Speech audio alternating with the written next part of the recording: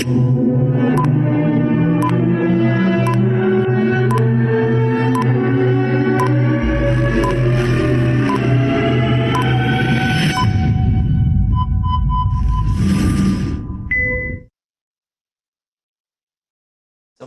pagi, apa kabar rekan-rekan semua? Selamat datang untuk rekan-rekan dan terima kasih sudah bergabung dalam webinar hari ini. Perkenalkan, nama saya Fauzan Riyadi, salah satu konsultan di PQM yang akan menjadi moderator pada webinar kali ini. Webinar kali ini akan membahas mengenai boosting productivity at home through 5S yang akan dibawakan oleh konsultan yang sudah sangat berpengalaman perihal 5S dan sudah hadir bersama kita semua. Yang pertama ada Mas Vincent. Selamat malam Mas Vincent, semangat pagi ya. Semangat pagi. Masih semangat ya? Pagi, masih semangat. Iya, dan yang kedua ada Mas Septa. Semangat pagi Mas Septa. Semangat pagi Mas Fauzan. Kabar saya baik, sehat, alhamdulillah, walafiat. Oke, kita semua harus semangat ya walaupun sudah jam 7 malam ya. Nah, untuk rekan-rekan semua, kedua bintang tamu kita kali ini akan sharing bagaimana meningkatkan produktivitas dalam masa work from home ya. Karena sekarang ini masa pandemi dan PSBB juga diperpanjang. Jadi mungkin masa WFH kita juga akan diperpanjang. Sebelum kita mulai sharing malam hari ini, saya akan berikan beberapa informasi terkait webinar kali ini. Yang pertama, mungkin bagi teman-teman atau rekan-rekan yang baru saja bergabung dengan webinar kita untuk yang pertama kalinya, maka izinkan saya untuk memberikan sekilas profil tentang PQM Consultant, yang merupakan lembaga konsultasi, pelatihan, dan riset dengan spesialisasi di bidang peningkatan produktivitas dan kualitas melalui sumber daya manusia. Kami sudah berdiri sejak tahun 1987, kurang lebih 33 tahun, dan kami percaya bahwa peningkatan produktivitas dan kemajuan suatu perusahaan berasal dari sumber daya manusianya. Oleh karena itu, moto kami, improvement through people. Nah, kami memberikan pelatihan dan konsultasi dalam bidang productivity dan quality improvement, human capital development, dan service excellence. Tentunya kami juga support untuk rekan-rekan semua dalam in-house training, public training, Kaizen event, serta consulting untuk membantu industri rekan-rekan semua. Untuk detail informasi lainnya mengenai PQM Consultant, rekan-rekan bisa langsung klik beberapa media sosial dan kontak person yang akan kami tampilkan pada akhir webinar kali ini. Sebelum masuk ke pembahasan, saya akan memberikan informasi terkait beberapa ground rules agar webinar kali ini lebih optimal. Yang pertama adalah mute. Pastikan mikrofon rekan-rekan semua dalam kondisi mute ya, agar lebih optimal dalam mendengarkan suara dari kami. Kami mohon izin juga akan mute dan nonaktifkan mikrofon rekan-rekan semua. Dan yang kedua adalah chat to ask. Rekan-rekan dipersilakan untuk bertanya melalui fitur Q&A yang ada di bagian bawah di tampilan Zoom teman-teman semua. Dan pertanyaan yang dilontarkan nanti akan dijawab oleh Mas Vincent dan Mas Septa di sesi tanya-jawab. Nah, yang ketiga adalah pastikan teman-teman menggunakan headset, karena itu untuk mendukung suara kami bisa terdengar lebih jelas. Kemudian yang terakhir adalah pastikan selama kurang lebih 2 jam ke depan, teman-teman harus have fun dan nyaman. Sehingga siapkan posisi yang nyaman, mungkin cemilan atau lain sebagainya, agar teman-teman bisa menikmati webinar ini dengan nyaman dan fun. Jadi selama kurang lebih 2 jam ke depan, rekan-rekan harus stay tune dan mendengarkan pembahasan webinar pada malam ini. Kenapa? Karena salah satunya ada informasi dan insight menarik perihal meningkatkan produktivitas kerja dari rumah yang akan disampaikan oleh pembicara kita ini. Nah, tanpa berlama-lama lagi ya, langsung saja silakan Mas Vincent dan Mas Septa mengambil alih webinar ini. Silakan Mas Septa. Oke, dan terima kasih Mas Fauzan. Ya, rekan-rekan yang ada di rumah maupun yang mungkin masih berada di luar rumah, ya, perkenalkan nama saya Vincentius Rahmat Jaini, saya adalah konsultan di PQM Consultant. Kemudian Mas Septa, silakan memperkenalkan. Baik, cukup singkat ya Mas Vincent ya. Baik. Singkat, jelas, padat. Baik. Nama saya Septa Tiar Zulfikar, saya juga di PQM Consultant, berangkat dari praktisi beberapa tahun dan sekarang di Dapuk, salah satunya bagaimana melakukan improvement di beberapa perusahaan. Ada beberapa klien juga yang nanti di akhir slide bakal kita sharing. Oke, nah tadi sempat saya mention ya, pembahasan kita hari ini sudah dijelaskan ya di awal, tapi sebenarnya menu pembahasan kita malam ini apa saja sih Mas Vincent terkait dengan work from home ini nih? Mas Vincent mungkin bisa jawab. Iya, oke. Benar banget tadi Mas yang Mas Bro Fauzan jelaskan di awal. Jadi memang teman-teman semua, diskusi malam ini adalah menjadi sebuah latar belakang dari fenomena yang memang kali ini benar-benar kita rasakan banget. Hampir bahkan semua dari kita merasakan banget bagaimana dampak dari era pandemi COVID sekarang ya. Iya, betul. Dan ya, gara-gara pandemi COVID ini akhirnya banyak dari kita menerapkan namanya atau bekerja dari rumah atau yang biasa kita dengar work from home. Nah, banyak dari kita menerapkan work from home ini dan tentunya pada malam ini kita akan membahas bagaimana kaitannya produktivitas di dalam bekerja dan berkegiatan dari rumah dengan work from home ini. Oke, Gitu. menarik sekali nih. Jadi kalau penasaran rekan-rekan yang ada di rumah, stay tune untuk di webinar kita malam ini. Oke. Nah, benar banget yang Mas Vincent bilang, seperti yang kita alami sekarang ini mengenai dampak COVID-19, menciptakan tantangan kepada perusahaan-perusahaan untuk dapat melakukan pekerjaan secara remote. Atau yang istilah yang tadi sudah kita banyak sebut adalah work from home. Karena seperti yang kita tempuh beberapa bulan terakhir dengan penyebaran COVID-19 yang semakin cepat, pemberlakuan PSBB juga tanda kutip memaksa kita semua karyawan untuk tetap di rumah, alias stay at home. Dengan harapan tentunya bisa stay safe, stay healthy, dan juga meminimalisir rantai penyebaran dari COVID-19 ini.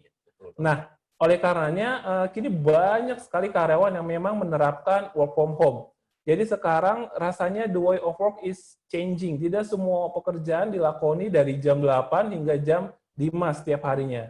Dan tidak semua pekerjaan sekarang harus dilakukan di kantor. Ada perubahan besar yang serentak yang memang terjadi karena adanya COVID-19 ini, Mas Vincent. Ya. Betul banget. Bahkan ternyata sudah ada risetnya yang sudah dilakukan oleh Accenture. Di mana pada riset yang sudah dilakukan Accenture ini yang diambil dari kurang lebih 1.118 responden.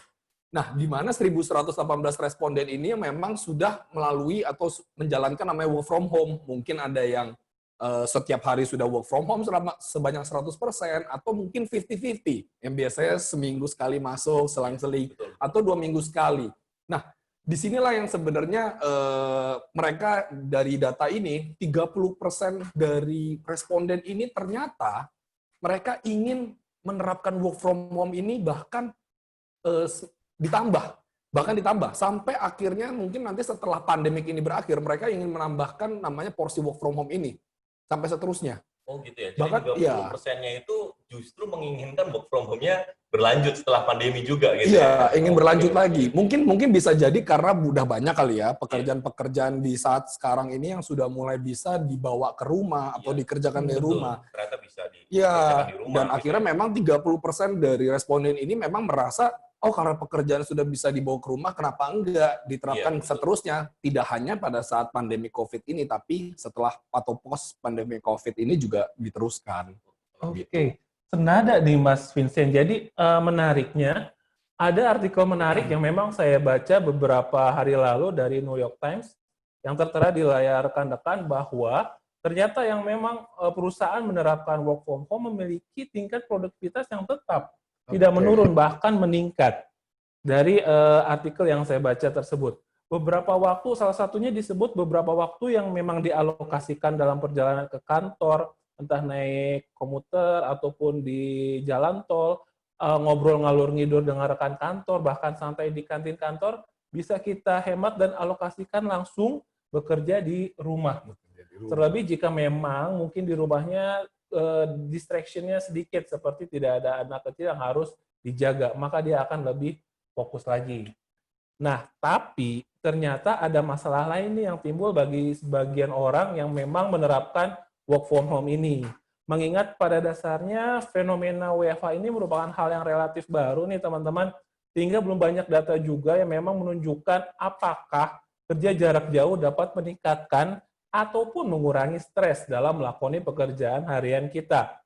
Pastinya mayoritas dari kita pernah tapi mengalami stres ketika bekerja di rumah, yang berdampak kepada kerja yang menurun, bahkan berdampak kepada kesehatan mental kita, seperti katakanlah cemas ataupun depresi. Nah, beberapa di antaranya disebabkan yang pertama yang tertera di slide seperti rekan-rekan lihat, no social interaction. Jadi penting disadari WFH ini membatas kita, membuat kita merasakan tanda kutip kesepian karena kurangnya interaksi sosial tatap muka dengan rekan-rekan kerja kita, atasan ataupun partner kita, termasuk ketika kita pergi makan siang ataupun nongkrong pulang kerja. Jadi kita dibatasi. Dan yang kedua adalah work longer hours. Jadi jam kerjanya bertambah. Apalagi jika semua pekerjaan teman-teman dilakukan pada laptop di rumah, kemungkinan teman-teman bisa bekerja lebih lama. Apalagi ya memang batasannya katakanlah tidak ada yang memantau dan juga bekerja lebih jauh menggunakan remote, berarti Anda dituntut juga untuk menyelesaikan pekerjaannya. Nah, yang ketiga nih menarik, yang akan kita kupas juga, salah satu yang menyebabkan stres adalah unorganized. Jadi tidak teratur, menyebabkan stres. Menariknya webinar kali ini akan menyikapi yang ketiga yang dampak stres ini, unorganized. Bagaimana kita akan less stres sehingga meningkatkan produktivitas kerja kita. Gitu Mas Vincent. Iya, dan ini sebenarnya bahkan ada artikel juga yang mengulas mengenai dampak stres ini sebenarnya terkait dengan fenomena work from home sekarang. Nah, memang ada salah satu artikel yang memang kita bisa dapatkan bahwa artikel ini sebenarnya mencoba mengamini dari stres karena masa work from home ini. Jadi memang dari responden yang diambil bahwa jadi ada responden yang diambil yang mereka bekerjanya highly mobile, yang mereka memang bekerjanya nggak stay di satu tempat aja. Dan ternyata dari data survei ini 41% dari orang-orang yang highly mobile ini memang mengalami stres pada saat work from home. Nah, dan ternyata ada 25% dari orang-orang yang memang bekerjanya work on site atau yang bekerjanya di satu tempat aja, mereka juga mengalami stres selama work from home. Nah, ini bahkan terjadi, riset ini bahkan terjadi di beberapa negara, dan ini sangat menarik juga karena di sini menunjukkan bagaimana produktivitas bekerja ini menjadi suatu tantangan atau challenge yang sangat berat untuk kita kerjakan khususnya pada saat work from home ini. Karena ya rekan-rekan juga pasti yang ada di rumah juga ada yang masih menerapkan work from home atau 50-50 atau bahkan mungkin yang ya setengah-setengah masuk atau yang masih di rumah ya, bekerja di rumah gitu. Nah, sebenarnya salah satu yang dapat menyebabkan terganggunya produktivitas kerja dari rumah ini adalah mungkin bisa jadi kondisi rumah ya. Karena kita kerja di rumah, betul nggak? Betul. Iya, karena kondisinya kerja di rumah. Bisa jadi kondisi lingkungan tempat tinggal kita ini ya nggak sesuai. Atau misalnya bisa kita bilang berantakan ya. Tadi seperti yang sudah disinggung Mas Bro Septa juga sebelumnya, di mana hal ini menyebabkan kita sulit untuk berkonsentrasi pada saat bekerja, ya kan? Kadang-kadang kita merasa terdistract dengan barang-barang yang mungkin nggak sesuai dengan diri kita, atau dengan item-item atau kondisi-kondisi mungkin nggak nyaman. Oh iya, ternyata hal-hal seperti itu juga mempengaruhi kondisi kerja kita ya pada saat di rumah gitu ya. Iya. Tapi sebenarnya ada metode atau cara nggak sih untuk bisa, tadi kan sudah di-mention ya, akan menyikapi kondisi unorganized itu. Nah, gimana tuh caranya? Nah, pas banget. Tadi udah disinggung. Sebenarnya kita akan kupasnya, Mas Fauzan. Jadi dalam waktu singkat, 2 jam ke depan kita akan kupas nih bagaimana sebuah metode yang bisa teman-teman di rumah terapkan untuk meningkatkan produktivitas kerja ketika sedang WFH ini. Dan lebih menariknya lagi, pembahasan kita ke depan dan metode yang akan kami jabarkan adalah membuat rumah rekan-rekan menjadi terlihat lebih bersih, lebih rapih, lebih nyaman, dan juga secara tidak langsung akan membuat kesehatan mental kita terjaga. Oke, ini betul banget. Rekan-rekan semua yang ada di rumah, jadi pada malam hari ini, di webinar kita malam ini, kita akan mencoba memperkenalkan metode 5S atau 5S. Nah, metode ini merupakan singkatan dari 5 kata dalam bahasa Jepang, yaitu yang terdiri dari, ya mungkin rekan-rekan ada yang pernah mendengar ya, Seiri, Seiton, Seiso, Seiketsu, dan Shitsuke. Nah, biasanya memang 5S ini, ya kalau kita sering dengar 5S ya, ini juga kadang-kadang ada yang versi Indonesia ya, dalam bahasa Indonesia, yang kita sering dengar dengan 5R. Nah, bagi rekan-rekan yang ada di rumah, yang sudah pernah mendengar maupun mungkin ada yang baru dengar, nah coba kita refleksikan dulu dalam diri kita. Karena habis ini kita akan coba mengajak rekan-rekan untuk merefleksikan diri, dan ada 2 pertanyaan ya. 2 pertanyaan yang akan kita coba ajak rekan-rekan untuk merefleksikan diri sendiri. Nah, mungkin kalau untuk pertanyaan pertama saya boleh ajak Mas Bro. Septa dulu ya. Saya nih, oke, baik. Silakan Mas Septa. Jadi pertanyaan pertama buat rekan-rekan yang ada di rumah. Pertanyaan begini, jadi misal teman-teman sedang mencari atau membutuhkan suatu barang tertentu. Nah, pertanyaannya apakah barang tertentu tersebut bisa teman-teman dapatkan ditemukan dalam kurun waktu 15 atau 20 detik. Contoh, yang pertama mengenai obat-obatan. Sejauh mana rekan-rekan dalam waktu 15 atau 20 detik bisa menemukan obat-obatan tersebut? Obat sakit kepala, balsem, obat merah, kapas, ataupun obat-obatan lainnya. Dalam waktu 15 atau 20 detik. Ya. Atau yang kedua, misalnya mengenai dokumen-dokumen. Seperti buku rekening, buku nikah mungkin, laporan pajak, dokumen tagihan listrik, air, telepon, ataupun dokumen lainnya, seberapa cepat rekan-rekan di rumah bisa menemukan 15 sampai 20 detik. Saya terang sih beberapa ada yang mengangguk-ngangguk nih mulai ya. mengangguk ya. Ada yang mengangguk-ngangguk, kesulitan begitu ya. Refleksikan ya. Nah, belum selesai. Barang yang ketiga, misalnya mengenai kunci-kunci, teman-teman.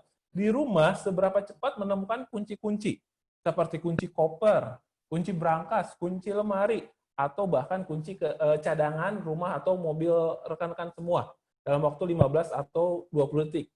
Nah, yang terakhir nih, yang saya sendiri suka kelupaan, bagaimana contoh rekan-rekan mencari lilin atau korek api untuk antisipasi mati lampu dalam waktu 15 atau 20 detik. Ya, itu hanya sebagian saja bagaimana barang-barang ditemukan. Kenapa ini ditanyakan? Ini satu pertanyaan yang memang merupakan indikator sederhana seberapa teman-teman di rumah menerapkan 5S. Iya, betul. Gitu. Tadi pertanyaan-pertanyaan juga terefleksikan ke saya. Mas. Oh gitu, merasa ya. Merasa. Ada kesulitan untuk mencari barang-barang tersebut ya. Gitu. Nah, tadi ada satu tes lagi ya berarti ya, Iya, Mas Vincent. Iya, betul. Ada satu tes tadi Mas Bro Fauzan ingat ya ternyata ya. Jadi memang di sini kita mau bagikan satu tes lagi. Dan ya, rekan-rekan tolong refleksikan lagi, sekali lagi, di dalam diri masing-masing. Oke, nah di layar rekan-rekan ada pertanyaan. Nah, coba di sini refleksikan, apakah rekan-rekan yang ada di rumah pernah mengalami, ya mungkin dalam kurun waktu 6 bulan hingga 1 tahun terakhir, minimal 1 kali beberapa peristiwa yang ada di bawah. Yang pertama adalah, pernah nggak kejadian botol saus, botol air, shampoo, botol minyak, nggak ditempatkan di tempat yang aman, sehingga terjatuh dan pecah, sehingga isinya terbuang sia-sia. Atau komputer yang overheat, atau kipas angin, atau elektronik lainnya yang berhenti bekerja tiba-tiba karena terlalu banyak kotoran atau debu yang menyumbat bagian dalam mesin ini. Terus kemudian, atau teman-teman selalu banyak membeli tempat-tempat penyimpanan baru, ya kan? Misalnya dalam setiap tahun pasti ada membeli lemari baru, laci baru, ya intinya ruang penyimpanan baru. Atau juga bahkan di rumah rekan-rekan di tempat tinggalnya sering ditemukannya kecoa. Nah, atau laba-laba. Ekstrim juga ya. Iya. Nah, ini rekan-rekan jujur aja, nggak usah disampaikan ke kita, jawab aja di dalam hati masing-masing. Oke.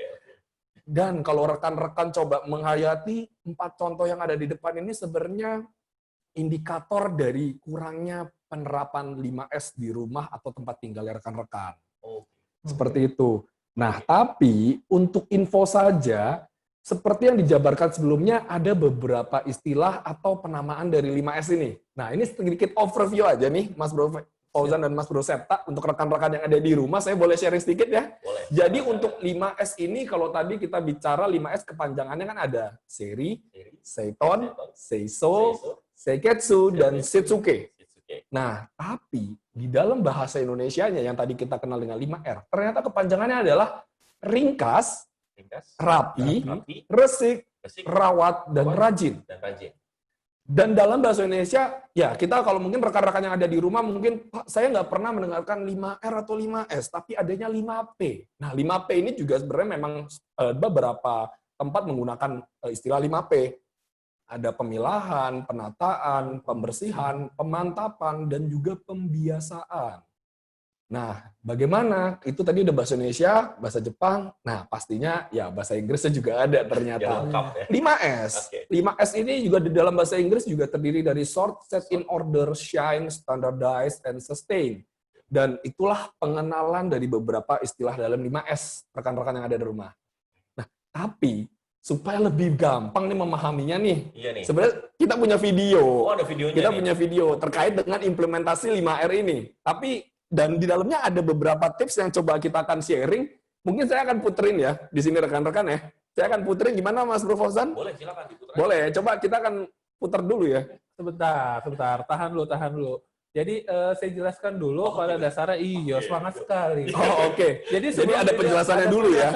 Oh, oke. Sebelum video ini diputar, jadi penjelasan ke teman-teman yang ada di rumah.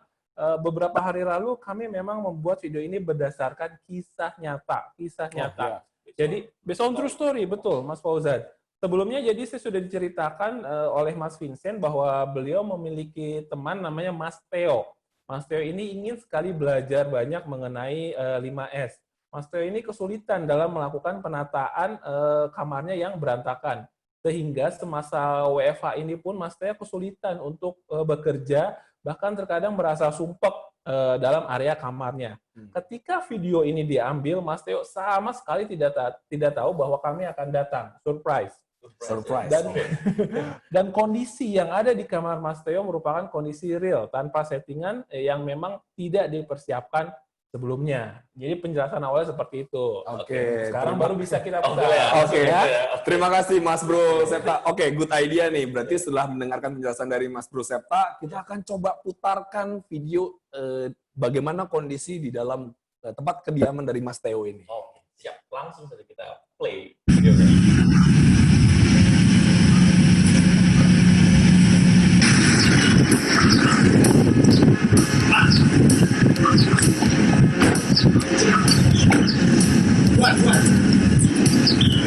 Mas Septa, kelihatannya ini rumahnya nih. Rumahnya udah nyampe kita. Udah nyampe. Kalau kayak gitu kita bakal masuk aja langsung ya. Oke, kita langsung aja Mas Bro. Yes. Jadi rekan-rekan, kita sudah nyampe di kediaman dari Mas Theo dan saya sama Mas Septa kita mau coba masuk, tapi kita belum ngabarin Mas Theo-nya. Oke? Siap.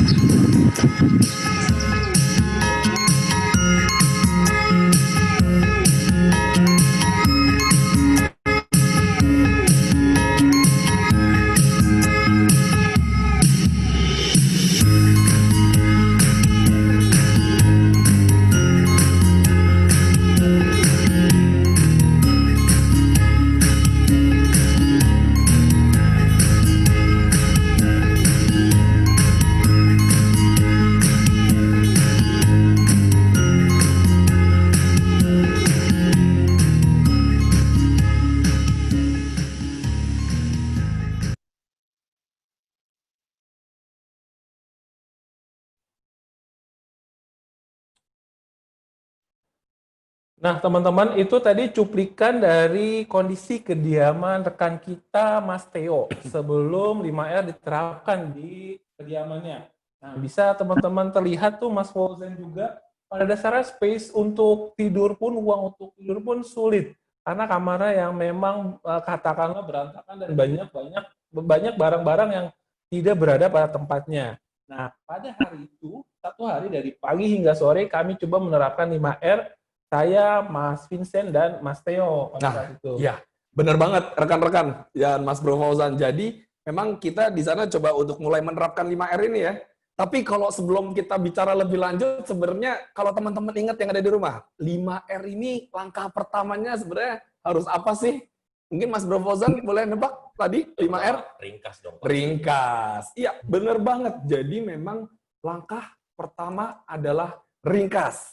Nah, mungkin rekan-rekan bisa ngelihat di layarnya masing-masing bahwa ringkas ini adalah proses kita mengeliminasi sebenarnya barang-barang yang tidak perlu. Dan juga kita menyimpan barang-barang yang diperlukan. Gitu. Oke. Jadi memang relate banget ya kalau masalah ringkas ini ya. Karena saya sendiri mengalami ketika mencari barang, ternyata banyak ditemukan barang-barang lain gitu. Misalnya kayak voucher bekas, terus kotak souvenir, botol air mineral, kartu undangan yang sudah expired gitu ya, yang sebenarnya kalau dilihat dari fungsinya sudah tidak ada, tapi kalau kita mau buang juga sayang gitu Mas. Iya. Ya ini makanya penting sih, ketika memang akan banyak banget dari kita yang merasakan ketika kita punya barang, sayang nih, suatu saat mungkin bisa terpakai. Ya kan, sayang nih belum tahu bakal dipakai untuk apa, tapi disimpan dulu aja. Akhirnya makin lama banyak tuh barang yang kita simpan.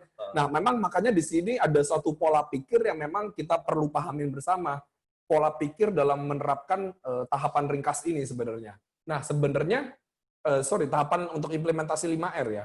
Nah, sebenarnya pola pikirnya ini seperti apa sih? Nah, think of what to keep, not what to throw away. Di mana sebenarnya kita di sini coba memikirkan mana barang-barang yang perlu kita simpan, yang perlu kita simpan saat ini, bukan mana yang perlu kita singkirkan. Nah, ini pola pikir yang selalu perlu kita coba simpan atau kita pahamin ya, supaya bisa penerapan implementasi 5R ini tetap bisa berjalan gitu. Nah, tapi sebenarnya terkait dengan implementasi 5R ini, khususnya untuk ringkas, ini ada tips-tipsnya nih di dalam video yang coba akan kita share ke teman-teman yang ada di rumah. Ada video lagi nih? Ada. Oke. Kita akan selalu coba bawa di dalam video supaya rekan-rekan juga bisa melihat bagaimana implementasinya. So, kita lihat aja langsung di dalam video bagaimana penerapan ringkas di kediaman Mas Theo. Oke, teman-teman, tadi kita mau bahas untuk pertama kali ini yaitu mengenai ringkas.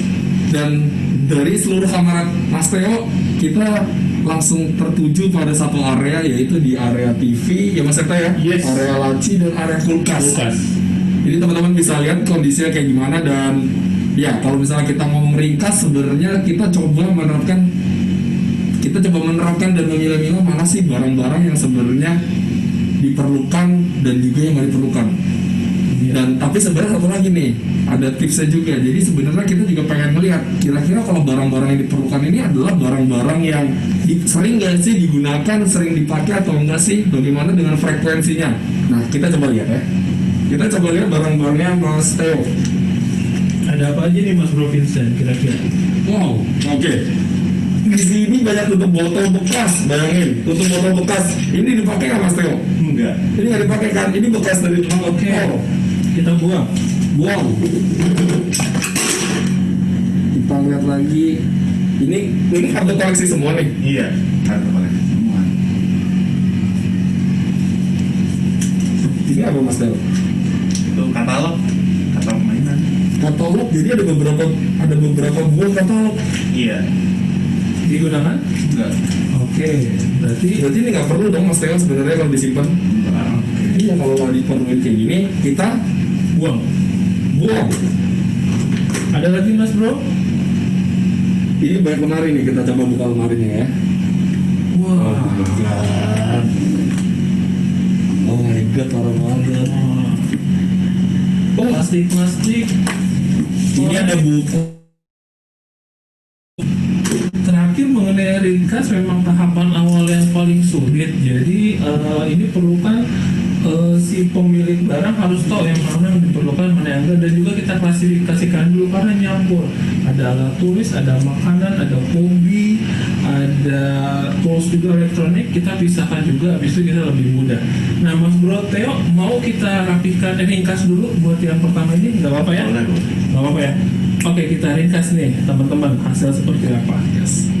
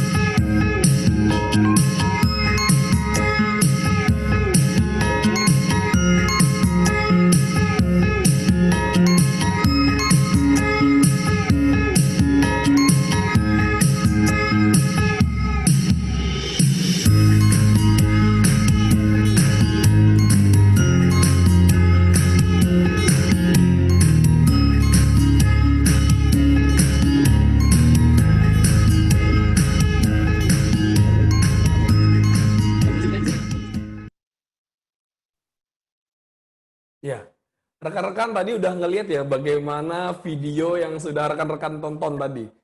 Kalau dilihat banyak banget barangnya. Waktu itu saya dengan Mas Septa di sana benar-benar kaget, barangnya banyak banget di tempat tidur. Bahkan tadi kalau di dalam video bisa dilihat kan bagaimana barang-barang tersebut ada di atas kulkas, di area TV ya, beberapa laci di sana, dan juga bahkan ketika kita ngelihat lemarinya tadi.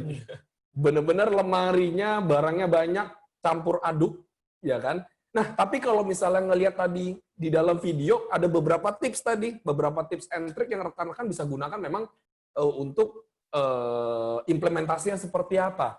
Tapi ya, di sini saya mau cerita sedikit sih sebenarnya. Mau cerita sedikit. Ada Jadi cerita menarik nih. ada cerita menarik bahwa bayangkan ketika kita sedang menerapkan isi ringkas ini, kita coba mengeluarkan barang-barang yang ada dari dalam lemari, ternyata kita ketemu apa?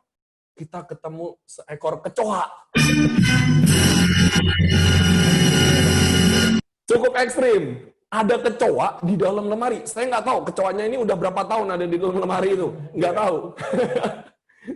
Nah, sebenarnya rekan-rekan tadi kalau ngelihat, ya mohon maaf ya untuk fotonya, tapi yang pasti untuk di dalam video tadi, kita bisa lihat bagaimana implementasi dari tahapan ringkas ini gitu.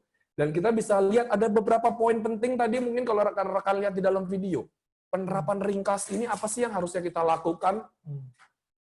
Tips and trick yang paling penting adalah rekan-rekan pastikan bahwa semua barang yang ada di tempat tinggal rekan-rekan harus digabungkan ke satu area sementara terlebih dahulu.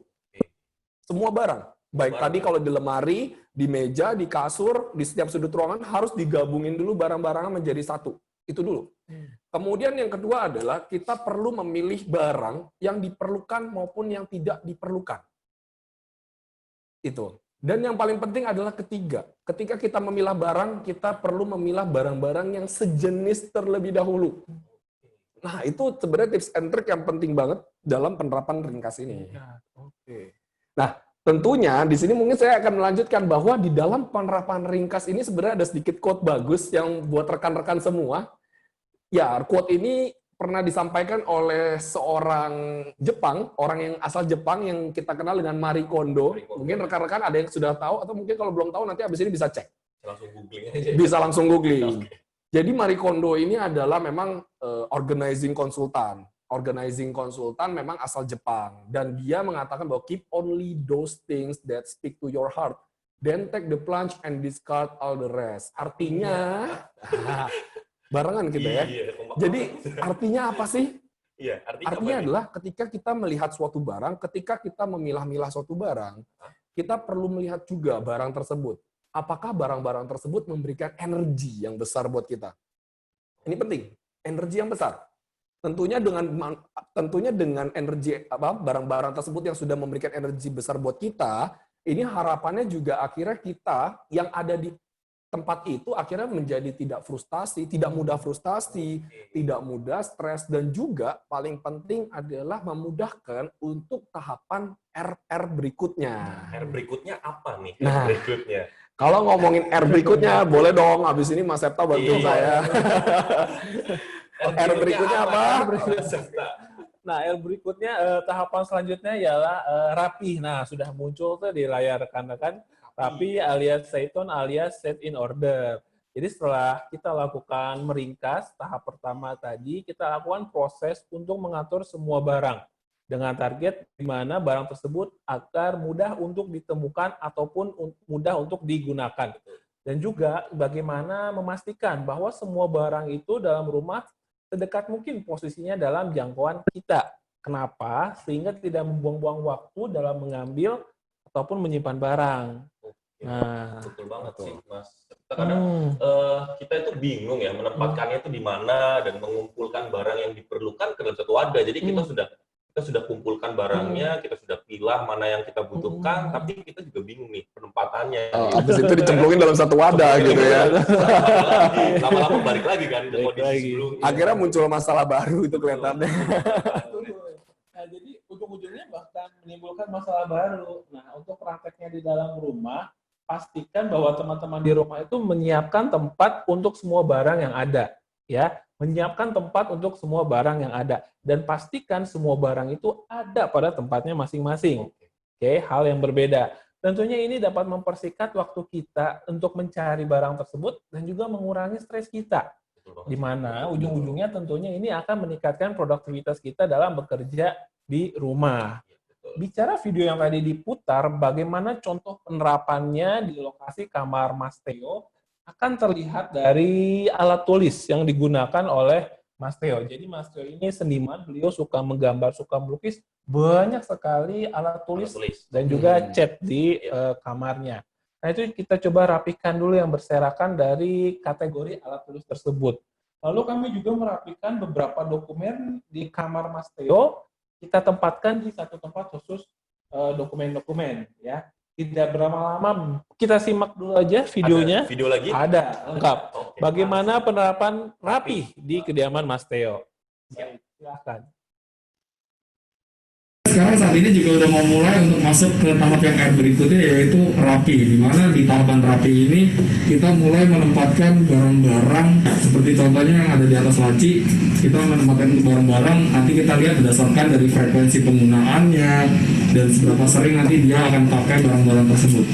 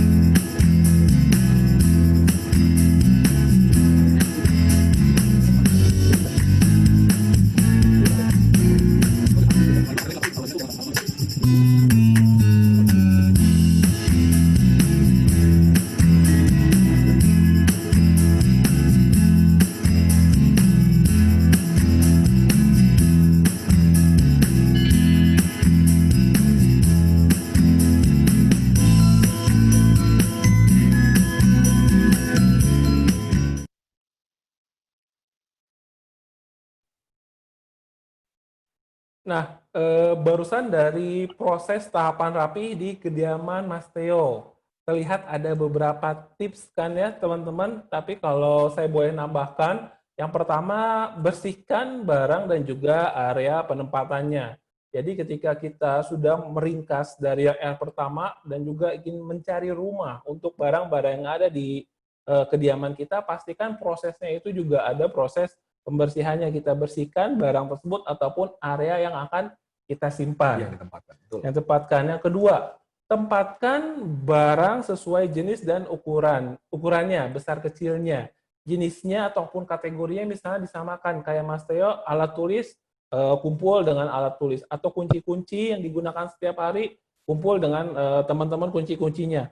Atau peralatan elektronik, peralatan kerja setiap harinya itu juga disesuaikan. Tempatnya sesuai dengan kategori dan jenisnya. Yang ketiga, tadi ada mengenai wadah transparan untuk tempat penyimpanan.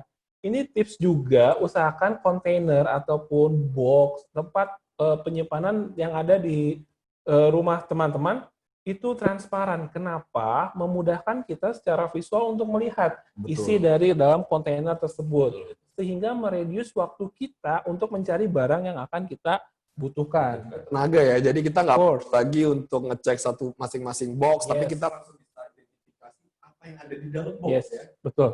Jadi kalau ada wadah transparan, bisa rekan-rekan gunakan untuk tempat penyimpanannya. Nah, tips yang keempat, posisikan barang dalam jangkauan area. Semakin sering menggunakannya setiap hari, maka area jangkauannya semakin dekat. Misal area kerjanya, berarti posisikan alat tulis, laptop, buku, dan alat supporting lainnya yang mendukung kerja seharian selama WFH itu dalam jangkauan kerja rekan-rekan. Yang kelima, visualkan. Jadi visualkan di mana tempat untuk menyimpan hal-hal barang-barang tertentu. Entah tadi contohnya ada kontainer khusus untuk menyimpan boneka-boneka ataupun alat tulis ataupun buku-buku. Dan itu kita visualkan, biar kita identifikasinya dengan cepat. Dan yang terakhir, salah satunya, saya rasa 5R ini mendorong kita untuk gaya hidup sehat. Jadi, iya betul. Jadi kami menyarankan simpan barang-barang yang mendorong gaya hidup sehat, seperti buah-buahan, sayuran, peralatan olahraga, permainan, yang lainnya yang memang mudah dijangkau. Mudah dijangkau gitu. Dan secara langsung juga coba kita jauhkan hal-hal yang mungkin menyebabkan terdistract sekali, misalnya entah games, remote TV, atau junk food maybe. Jadi hal-hal seperti itu yang memang mendorong kita secara nggak langsung gaya hidup sehat, dan mental kita juga terjaga selama WFH ini. Iya, iya, iya. Ya betul banget tadi yang disampaikan Mas Septa tadi. Memang kalau kita lihat tadi Mas Bro Fauzan ya, Iya. kesimpulan dari Rapi itu sebenarnya memang ada beberapa tips and trik tadi. Penting banget yang saya garis bawahi adalah terkait dengan wadah transparan, kemudian menempatkan sesuai frekuensi, bagaimana kita kemudahan aksesnya, barang besar ke kecil. Intinya adalah jangan sampai kita sudah melakukan ringkas, kita sudah menempatkan barang sesuai dengan yang kriterianya tertentu, tapi jangan sampai setelah kita melakukan itu akhirnya jadi sia-sia. Nah, ini yang kita juga nggak mau dari rekan-rekan, sampai akhirnya sudah coba ringkas dan melakukan rapi, akhirnya sia-sia. Maka dari itu makanya penting banget untuk kita masuk ke R yang berikutnya. R yang berikutnya. R yang berikutnya, resik. Resik, betul sekali. Resik, rekan-rekan. Jadi memang di tahapan resik ini, sebenarnya agak mirip dengan tahapan yang pertama, tapi ketika di tahapan resik ini adalah kita mengeliminasi kotoran atau debu. Nah, kalau tadi kan yang diringkas itu adalah barang-barang yang perlu atau tidak perlu ya. Iya. Kalau yang diresik ini adalah mengeliminasi debu maupun kotoran. Tapi yang paling penting lagi adalah kita mencari namanya sumber permasalahan. Ini penting. Oke. Ini penting banget. Betul. Emang menarik banget sih. Ringkas, rapi, dan resik ya. Kita harus selalu resik ya kalau sudah ringkas dan rapi gitu. Betul. Kita harus selalu bersih dari debu gitu. Nah, Betul. pengalaman saya tuh bersih-bersih adalah suatu hal yang bikin capek gitu ya. Terus akhirnya males gitu. Akhirnya nyuruh orang lain untuk bersih-bersih gitu. Mas Oh, Vincent. oke. Iya, ya. Ini sebenarnya menarik sih terkait dengan ceritanya Mas Bro Fauzan ya. Rekan-rekan mungkin juga yang ada di tempat di rumahnya juga pasti akan mengalami seperti ini. Barang-barang sudah saya pilah, barang-barang sudah rapi gitu kan. Tapi untuk masalah bersihin dari debu, ya Males. kita minta bantuan orang lain deh Iya, untuk karena males gitu bersihin ya kan. Iya. Kadang-kadang kita lihat, iya cuman kotoran debu kita bersihkan. Tapi sebenarnya memang nggak salah sih kalau kita mau meminta bantuan orang lain untuk membersihkan. Iya. Tapi ini juga tips untuk rekan-rekan. Apa sih yang sebenarnya manfaat dari tahapan resik ini? Di tahapan resik ini, apalagi jika kita melakukannya seorang diri, alias ya kita yang melakukan membersihkan area tempat tinggal kita, atau resik, ini ada beberapa manfaat. Yang pertama adalah kita jadi paham sama barang-barang yang kita miliki. Oke. Paham dulu nih, kita tahu ada barang apa aja, Di area kita. gitu kita ya. tahu berapa banyak barang kita, ya kan? Dan kemudian akhirnya karena kita sudah mencoba membersihkan atau melakukan resik, akhirnya kita memahami dan juga mengetahui bahwa adanya masalah. Betul.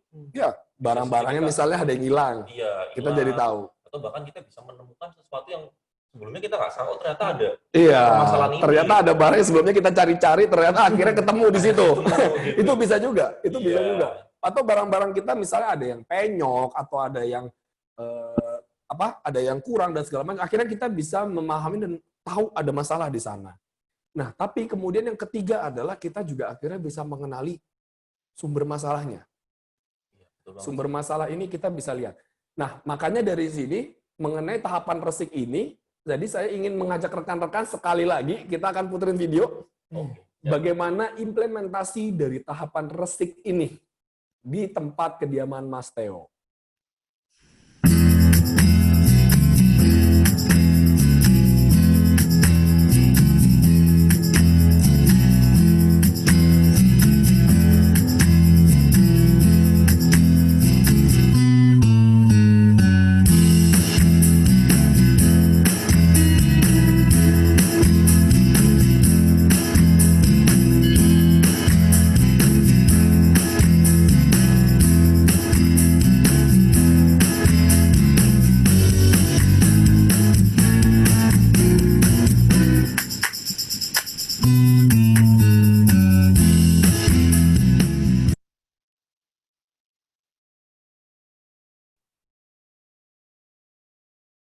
Baik, sebelum berlanjut ke R yang lain nih, Mas Oke. Vincent. Sepertinya nih ada beberapa peserta kita yang sudah melemparkan pertanyaan, yang melontarkan pertanyaan. Iya. Nah, kita buka sesi tanya jawab dulu, gimana? Boleh, Boleh ya? boleh. Kita akan coba cek pertanyaan yang sudah ada. Untuk teman-teman, rekan-rekan yang belum melontarkan pertanyaan, bisa langsung kalian ketik di fitur Q&A yang sudah ada. Langsung pakai fitur Q&A aja, jadi rekan-rekan yang ada di rumah bisa langsung tanya lewat fitur itu ya. Betul sekali. Betul. Wow, oke.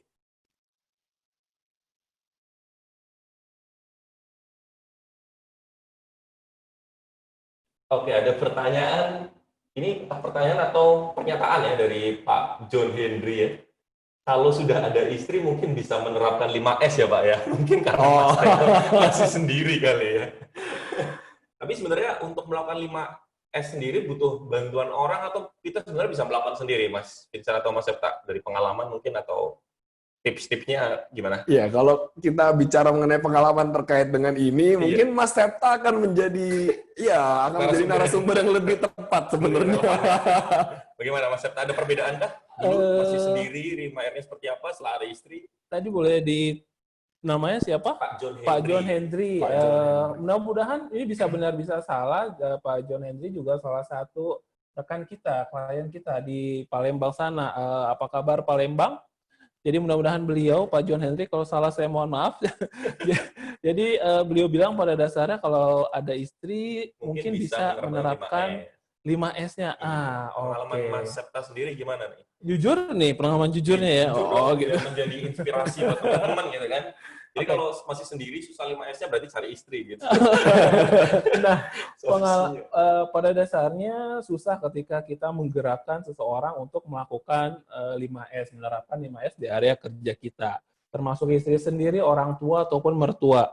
Jadi sangat sulit walaupun istilah hubungan kita sudah keluarga, sudah dekat, informasi komunikasi juga lebih nyaman dan lancar. Nah, pada dasarnya itu sulit, apalagi ketika kita di area kerja di kantor tentunya. Nah, proses ketika saya meyakinkan orang di rumah saya, termasuk istri saya dan orang tua saya, itu tuh nggak mudah jujur. Akan ada resisten. Kok ribet ya? Enggak kok bisa. Apalagi maaf, istri saya yang memang banyak peralatan-peralatan yang sifatnya sentimental, yang saya rasa masih bisa disisihkan ataupun diringkas. Nah, itu cukup sulit. Nah, caranya adalah memang bagaimana caranya orang tersebut merasakan dampak dari 5R tersebut. Ada beberapa pop-up question yang saya bertanya, barang ini di mana, Mah? Dia kesulitan nyari. Akhirnya saya coba beli campaign. Nah, coba nerapin 5R deh. Saya rasa Mama nggak perlu nyari lama-lama nih. Orang mau dipakai sekarang, sejam kemudian, seperti itu. Itu contoh sederhana saja. Nah, yang jadi hambatannya adalah seberapa besar Pak John Henry ini kuat motivasinya untuk meyakinkan orang di rumah, entah istri, mertua, dan anak mungkin, untuk menerapkan 5R. Susah-susah gampang, bicara kita mudah, cuma prakteknya memang perlu komitmen dan konsistensi, Pak John Henry. Paling itu yang memang based on true story sih Pak John Henry ya ini ya. Ya, mungkin ada tambahan kalau dari saya. Jadi memang ketika tadi kalau lebih baik kalau udah ada istri gitu ya. Ya, tapi jangan sampai juga kalau ketika sudah ada istri kemudian akhirnya jadi istri yang mengerjakan semuanya. Karena ini yang paling sering dialamin banyak orang juga terkait dengan penerapan 5S ya, memang di rumah. Ketika sudah dilakukan oleh seorang istri atau ya orang yang ada di rumah, akhirnya ya kita akhirnya jadi nggak ikut. Nggak masalah juga sih, tapi memang akhirnya konsekuensi yang kadang-kadang kita perlu perhatikan adalah ketika barang yang kita ingin cari nggak ada lagi di tempatnya. Betul sekali. Iya kan? Betul sekali. Akhirnya kita jadi jadi pusing. Barang kita ada di mana? Ya harapannya tentunya kita sebagai pemilik barang juga akhirnya bisa ikut andil juga di dalam implementasi 5R sih khususnya. Betul. Itu juga terjadi di area kerja kita, misalnya di kantor juga gitu ya. Misalnya kita berdekatan areanya dengan rekan kerja kita juga sering terjadi seperti itu ya. Iya, bisa banget. Iya, betul sekali. Ada pertanyaan lagi, Mas Septa dan Mas Vincent. Oh iya, boleh. Ibu Liski Devina Izati, bagaimana melatih kedisiplinan agar konsisten menerapkan 5S? Karena sering rajin di awal, tapi lama-lama berantakan lagi. Ini relate juga, pertanyaannya sama juga dari Bapak atau Ibu ini, Ferdinand Manji. 5R adalah program untuk mengubah kebiasaan ya. Ya. Tapi seringkali terjadi kebiasaan lama kembali lagi ya.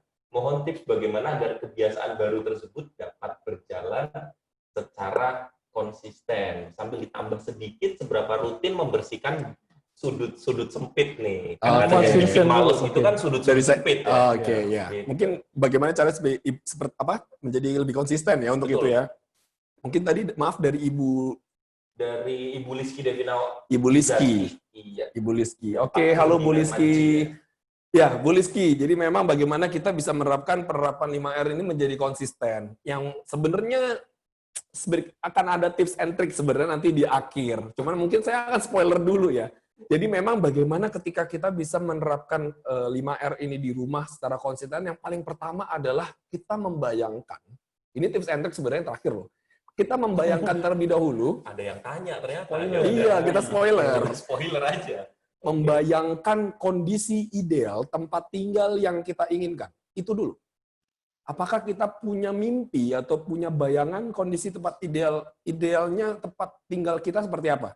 Ketika kita sudah punya bayangan bahwa inginnya tempat tinggal saya itu yang minimalis, yang minim penggunaan kertas misalnya, atau minim barang-barang lainnya. Nah, ini akhirnya kita termotivasi untuk bisa mencapai apa yang kita inginkan. Sebenarnya itu dulu.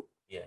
Ya kan? Dan memang akhirnya kita perlu komitmen yang tinggi. Komitmen yang tinggi ini adalah bagaimana? Bahwa kita bisa benar-benar menerapkan setiap tahapan di dalam 5S ini memang dengan penuh perhatian.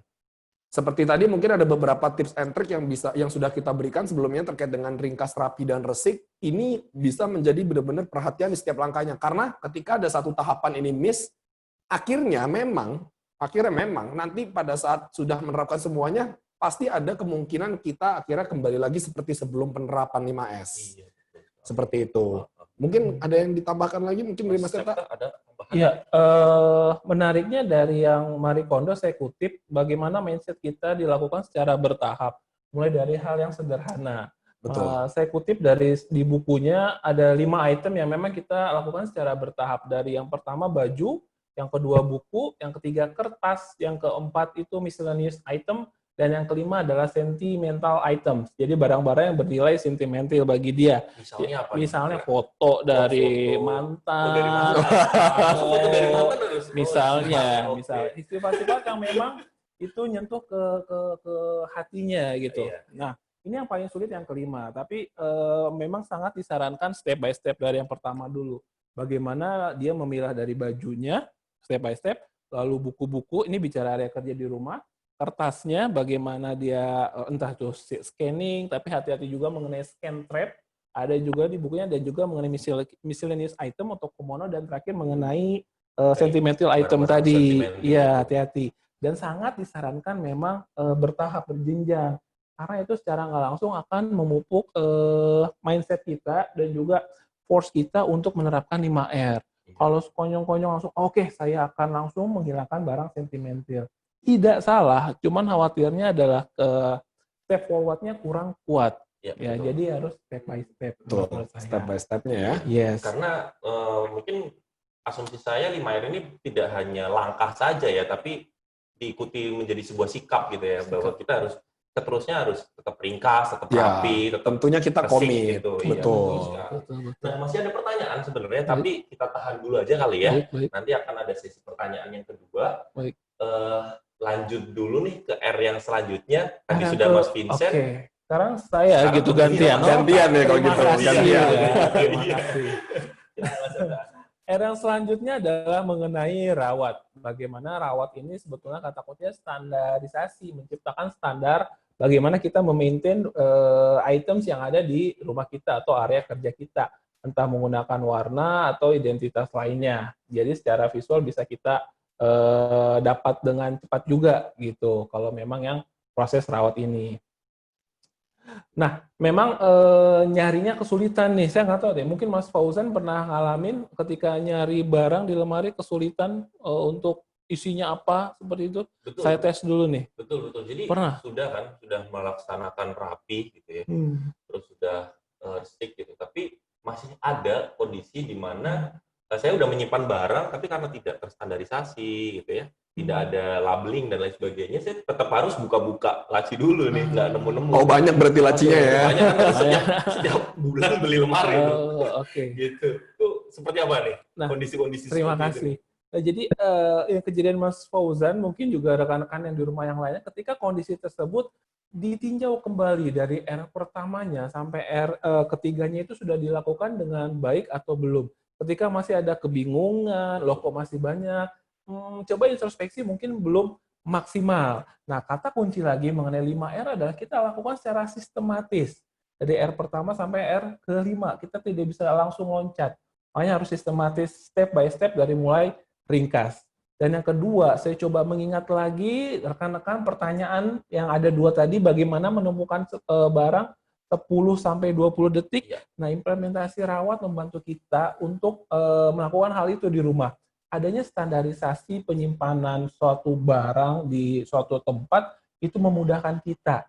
Pemberian label di suatu laci, tadi terlihat di videonya, nanti terlihat ada video di kediaman Mas Theo bagaimana lacinya setelah R keempat ini ada labelnya. Oh, gitu. Ada Betul, labelnya. ada labelnya. Ya. Isi dari laci itu sudah ada. Sudah ada. Namanya di luar ya. Betul. Dan lagi-lagi bicara 5R di rumah ini, nggak ada salahnya menciptakan standarisasi yang memang menetapkan rutinitas kita dalam beraktivitas agar sehat dan bermanfaat. Tentunya juga lebih produktif dalam beraktivitas. Contohnya, standarisasikan area kerja sekitar Anda, posisinya dari barang tentu standarisasikan misalnya mengenai rencana belanja mingguan. Gitu. Bagaimana kita menuju hidup sehat, mental kita lebih baik juga. Standarisasikan pakaian akan dikenakan beberapa kesempatan secukupnya yang ada di lemari. Standarisasikan pekerjaan yang ada di rumah lainnya. Itu juga bisa. Dan pastikan, seperti pertanyaan tadi, beberapa orang yang di rumah juga mengetahui standarnya. Jadi ketika saya nanya ke istri saya, nanya gunting kuku, dalam waktu kurang dari 20 detik, dia bisa... Udah langsung bisa dapet ya Langsung gunting dapet. kukunya. Gunting rumput. Gunting rumput. Gunting kuku, Mas Bro. Gunting kuku maksudnya. Gunting kuku. Iya. Rumput. Nah, penasaran bagaimana kelanjutannya di kamar Mas Theo? Ya. Kita ada nih videonya. Rawat ya. Videonya. Oke. Untuk tahapan rawat kita akan lihat videonya berarti di Mas Theo. Oke, silakan rekan-rekan.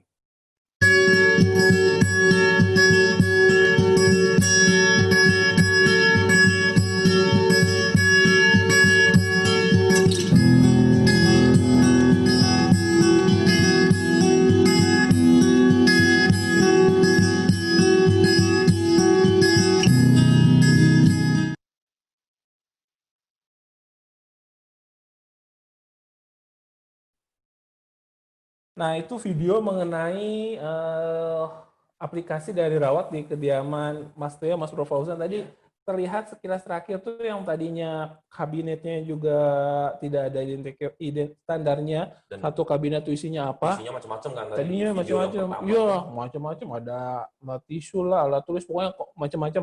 Akhirnya setiap satu perlaci sudah ada standarnya, isinya mau apa saja. Dan identifikasi di luarnya juga sudah ada. Itu implementasi dari yang rawat, contoh sederhananya saja gitu loh.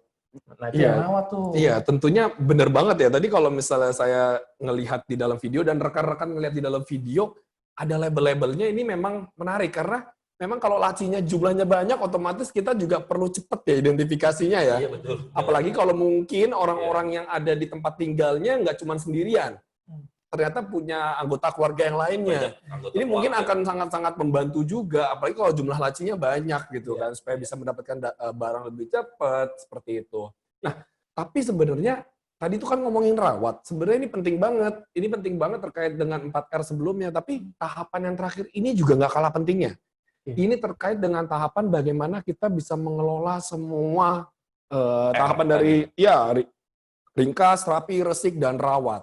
Nah, makanya di tahapan yang terakhir ini yang paling penting untuk mengakomodir semua tahapan dari 4R sebelumnya, yaitu adalah tahapan rajin. Rajin. Nah, rajin ini penting. Tadi mungkin dari Ibu Listik ya kan ya? Ibu Liski Devina. Liski, ya Ibu Liski. Memang terkait dengan penerapan tahapan rajin ini, memang penting banget kita harus bertanggung jawab terhadap 4S atau 4R sebelumnya. Ini penting. Terkait dengan tahapan rajin. Memang ada beberapa hal yang perlu kita lakukan. Kita nggak mungkin bisa tiba-tiba rajin kalau kita nggak melakukan 4R sebelumnya. Betul. Iya, karena kita dengan melakukan ringkas, ya kan, kemudian kita melakukan rapi, resik, dan akhirnya kita melakukan tahapan rawat, akhirnya di sana kita coba membuat 4R sebelumnya itu menjadi konsisten. Nah, supaya bisa menjadi konsisten, yang paling penting yang kedua adalah kita harus komitmen untuk bisa melakukan itu menjadi kebiasaan baik.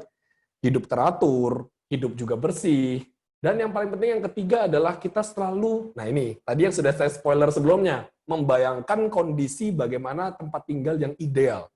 Ini yang selalu kita perlu galakin. Ya, seperti ibaratnya kalau kita selalu membayangkan kita pengen liburan yang ideal seperti apa. Nah, Oh, iya. akhirnya itu menjadi suatu hal yang memotivasi kita. Nah, di sini rekan-rekan bisa lihat bagaimana penjelasan dan juga penerapan 5R yang ada di kediaman Mas Theo ini sebenarnya. Jadi rajin itu sebenarnya bukan langkah yang terakhir ya, tapi memang sebuah sikap yang mengikuti RR sebelumnya. Betul, gitu. yang mengakomodir 4R Jadi semuanya. kita ringkas, tapi Betul. harus rajin juga. Betul. Rajin meringkas, gitu Betul. ya. Rajin merapikan, rajin Betul. bersih, gitu ya. Rajin merawat. Gitu Yes, juga ya. Oke, betul banget. sekali. Nah, makanya dari yang barusan diceritakan Mas Vincent mengenai rajin, selesai pula lah yang memang kita lakukan di rumah Mas Ya. Theo ya. Ya, akhirnya selesai lah. Penuh. Selesai juga pada hari itu, jadi kita gerebek kediamannya Mas Theo nih, teman-teman. Mas Nah, Fauzan. Ngomong-ngomong, prosesnya berapa lama nih? Proses merapikan Oh. kamarnya Mas Theo nih? Proses pada saat implementasi 5R Iya, itu di tempat betul. kediaman Mas Theo. Nah, ini juga menarik banget buat diceritain kepada rekan-rekan. Jadi, kalau tadi ngeliat kondisi kamarnya, kebayang ya kondisi kamarnya seperti apa? Iya, kebayang. Ya, proses penerapan 5R yang kita lakukan di tempat kediaman Mas Theo ini sebenarnya kita mulai dari jam 8.30 pagi sampai 17.00 alias jam 5 sore. Itu Dan satu hari kerja ya? Satu hari kerja. Dan penerapan ini sebenarnya nggak bertiga seperti yang sudah disampaikan oleh Mas Bro Fauzan awal. Iya. Sebenarnya yang terlibat dalam proses implementasi ini Ada personil lain ya? ada tambahan 2 orang Oh, lagi. ada tambahan 2 orang. Dari tim dokumenter kami, Oh, dokumentasi oke. kami, ada 2 orang di sana.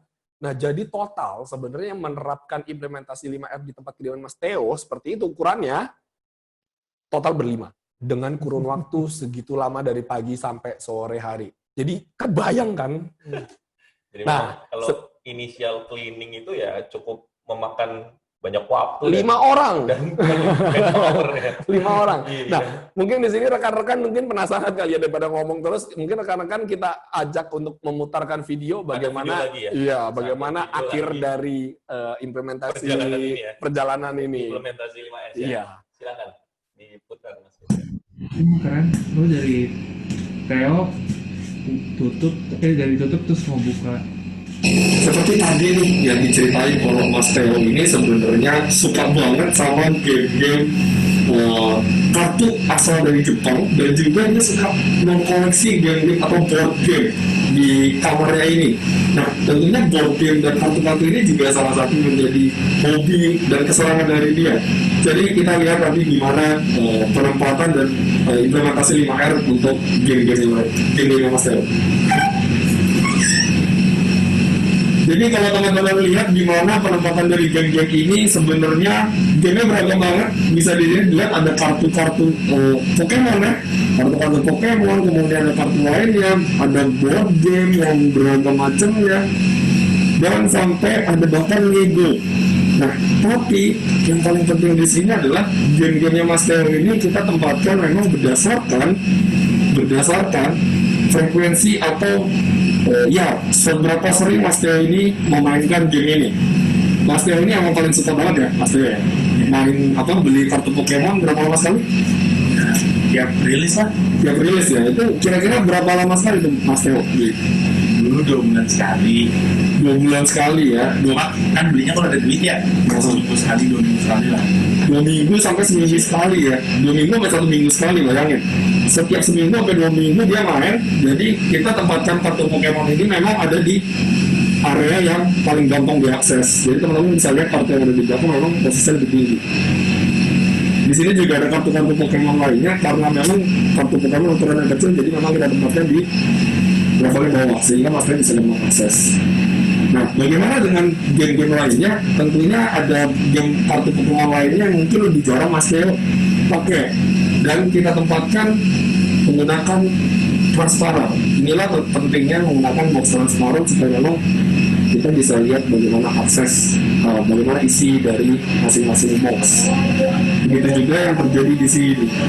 Ada beberapa kartu dari asal Jepang juga, selain Pokemon, yang kita juga tempatkan menggunakan box yang transparan.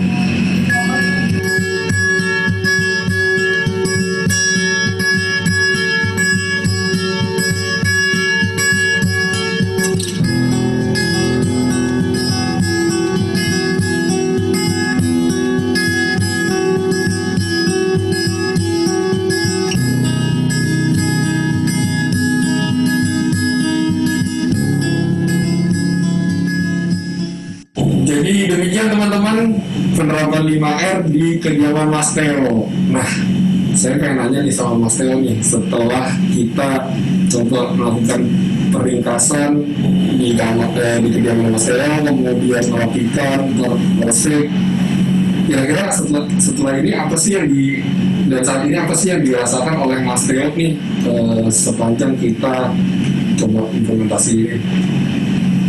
Yang pertama sih capek ya pasti, karena awalnya emang berantakan, ya. Tapi habis itu jadi lebih luas kelihatan, tapi jadi lebih luas. Terus barang-barang yang jarang dipakai tuh jadi nggak ganggu pemandangan lagi. Jadi kalau misalnya lagi kerja terus pusing, melihatnya bisa melihat rapi kamarnya, nggak melihat berantakan dan malah makin pusing jadinya. Kalau sekarang jadi lebih enak. So malah jadi akhirnya kalau bikin seger ya? Iya, kira-kira gitu. Oke. Nah, kemudian kira-kira untuk kedepannya nih Mas Theo, kalau misalnya seperti ini, kira-kira ada nggak sih sesuatu yang, wah ini kayaknya perlu dipertahankan, mana yang mungkin kurang pas atau apa? Kalau dari saya sih mungkin karena emang ini dadakan ya, tiba-tiba datang, jadi mungkin memang dan buru-buru, jadi ada beberapa hal yang mungkin harus saya siapin lagi, kayak misalnya harus nambah meja atau mungkin nambah kontainer lagi. Jadi yang beberapa barang yang tadi ada di tempat penyimpanan sementara itu harus dipindah, jadi harus dicariin rumah lagi lah buat mereka gitu. Oke, harus dicariin rumahnya ya, itu poin bagus banget, dicariin rumahnya bro. Dan tentunya terima kasih juga buat Mas Theo untuk hari ini udah bersedia untuk direpotin. Semoga nanti kita gerbek lagi kediamannya. Boleh ya. Makasih ya buat Mas Vincent dan Mas Septa, hari ini udah bantu buat bersihin kamar saya. Udah lama sih emang sejak WFH makin berantakan memang. Oke, thank you. Kalau gitu bye.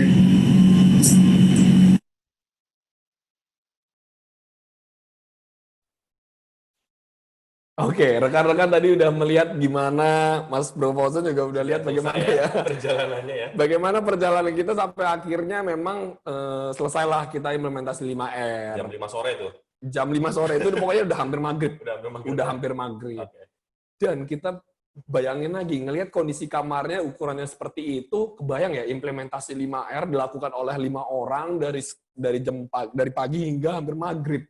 Nah, memang dalam implementasi 5R ini, kalau rekan-rekan ngelihat di dalam video atau di tempat tinggalnya Mas Theo, ada sebuah hobi. Iya betul. Ada sebuah hobi nih Mas Theo ya. Ada hobi memang lebih ke board game, banyak untuk game, permainan, dan yang Kartu, paling ya. banyak, betul, kartu kalau tadi dilihat. Iya. Kartu Pokemon. Kartu Pokemon. Ini jumlahnya banyak banget.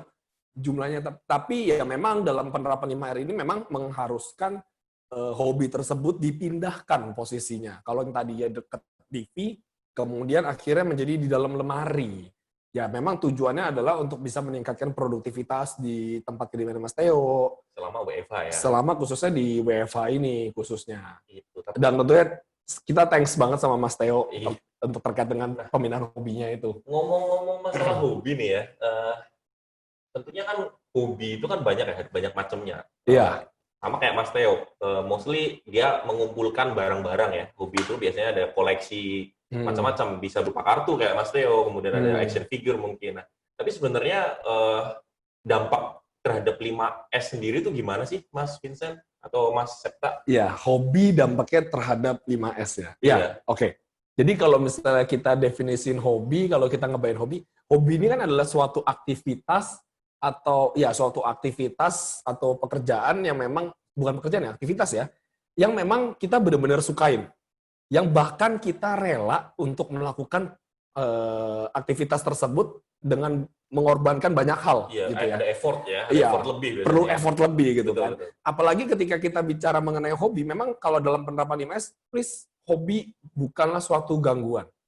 Hobi, Jadi, nggak ada apalagi masalah ya? nggak ada masalah. Apalagi kalau emang hobi harus mengkoleksi barang. Ada beberapa orang yang memang mengkoleksi mainan, misalnya. Ada mengoleksi barang-barang miniatur Ya, dan saya sebagainya. juga, makanya saya nanya. Iya, termasuk Mas Bro Fauzan. Makanya Mas Bro Fauzan nanya ya. Ya, memang barang-barang ini nggak boleh kita kesampingkan, apalagi dalam penerapan 5S. Karena apa? Memang hobi ini adalah, apalagi mengkoleksi barang, memang barang-barang ini yang dikoleksi adalah barang-barang yang memberikan energi besar buat kita.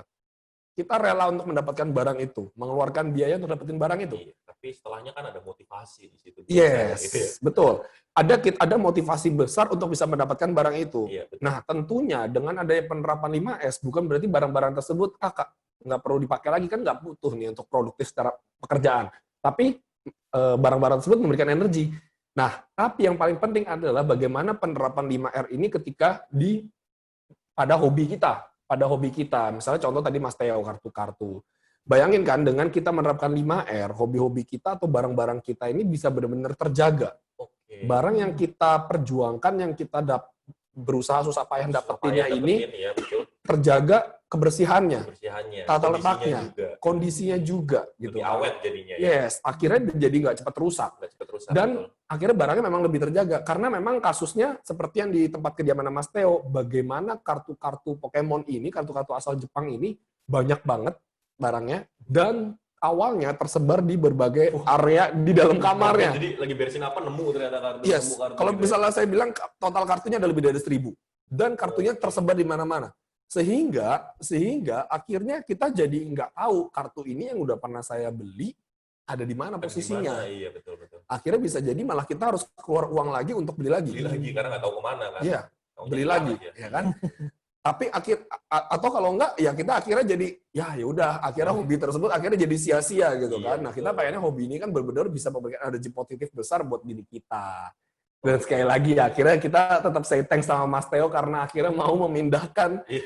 hobinya gitu loh. Memang tujuannya memang supaya lebih Iya, dan di Mas Theo rumah, pastinya yes. merasakan manfaatnya juga ya. Saya Iya. juga berterima kasih nih. Jadi kita bisa karena kediamannya Mas Theo ini ya, program implementasinya ini bisa menjadi insight bagi rekan-rekan semuanya gitu. Iya.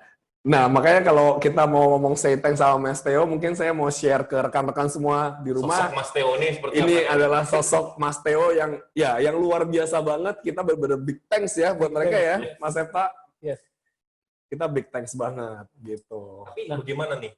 Setelah implementasi harusnya ada Nah, before afternya gimana? betul, nih, Mas bener Septa? banget Mas Fauzan ternyata langsung connect ya Mas Iya. Fauzan. Jadi biar memudahkan bagaimana komparasi sebelum dan sesudah penerapan 5R di kediaman Mas Theo, kami juga sudah Oke. menyiapkan video singkat. Yes. Jadi nanti teman-teman di rumah bisa melihat secara jelas bagaimana sebelum implementasi dan sesudah implementasi, before after-nya seperti apa nanti akan kita putarkan. Ya, oke. Kalau kayak gitu rekan-rekan kita akan tunjukin bagaimana sih dari before dan after penerapan 5S ini di tempat kediaman Mas Theo. Oke, langsung saja kita video. Yes.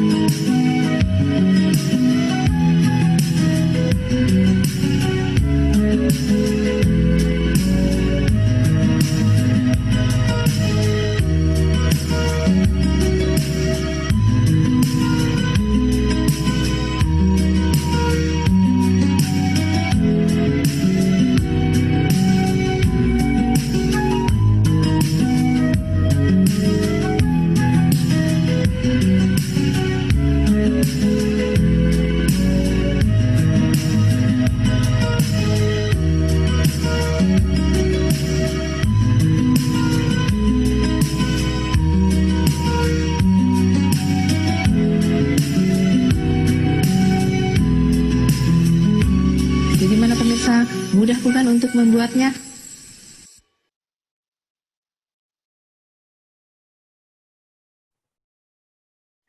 Nah, rekan-rekan yang ada di rumah, itulah tadi bagaimana perbandingan before dan after yang sudah dilakukan di kediaman Mas Sangat Theo ya. signifikan sekali ya. Signifikan banget before dan afternya. Iya, betul. Nah, memang dalam penerapan 5R ini, ya kelihatannya tadi bagaimana di dalam video secara fisik. Tapi memang kita harus pahamin juga di sini sekali lagi bahwa beberapa benefit yang mungkin bisa kita dapetin, rekan-rekan semua di rumah. Pertama adalah yang pasti adalah kita bisa meningkatkan produktivitas di rumah. Ini penting banget, apalagi kalau sekarang kita lagi zamannya work from home. Mungkin masih ada rekan-rekan yang work from home full atau misalnya masih 50-50 alias seminggu sekali masuk. Ya, ini akhirnya menjadi penting.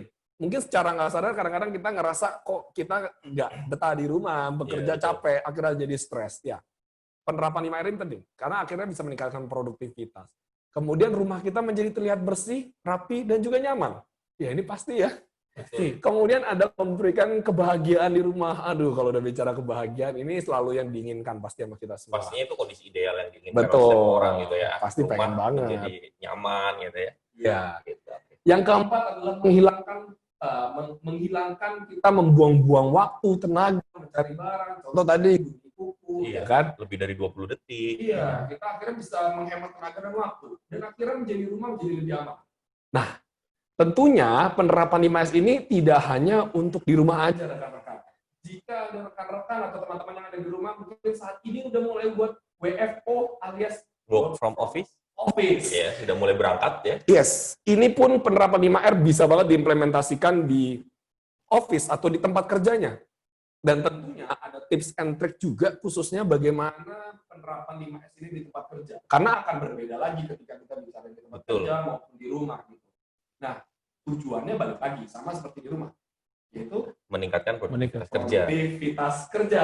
Iya. Gitu. Kalau kita lihat implementasi 5S di rumah itu challenge-nya juga sudah sangat besar gitu ya. Bahkan harus dikeroyok 5 orang ya untuk satu kamar kosan gitu ya. Yes. Apalagi kita punya rumah yang mungkin lebih luas areanya gitu.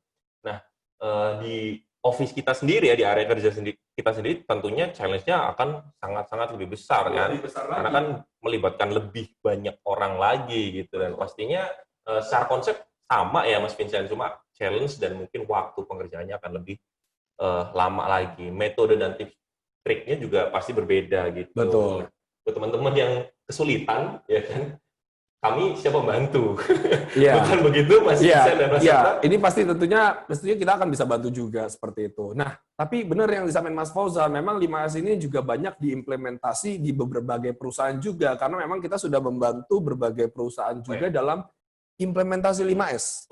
Perusahaannya boleh di-share Mas mungkin Iya. untuk Tentunya seperti yang ada di layar Insight juga. rekan-rekan Iya. terkait dengan beberapa klien yang pernah memang kita bantu juga terkait implementasi dan juga bagaimana pelatihannya. Yang tujuannya supaya bisa menjadi budaya juga di dalam perusahaan. Memang ada beberapa industri seperti properti, perbankan, kemudian juga ada manufaktur, Convenience ada store. retail, iya kan? Seperti itu. jadi sudah cukup banyak industri yang kita bantu ya. Ya, Sehingga kalau misalkan mungkin rekan-rekan industrinya ada yang sama mungkin dengan contoh-contoh perusahaan yang sudah tertampil di slide, bisa kami bantu tentunya pastinya ya. bisa, Gitu. bisa. Oke, dengan berakhirnya pembahasan itu tadi video sudah berakhir pembahasan kita ya, tapi kayaknya webinarnya belum selesai sampai di sini.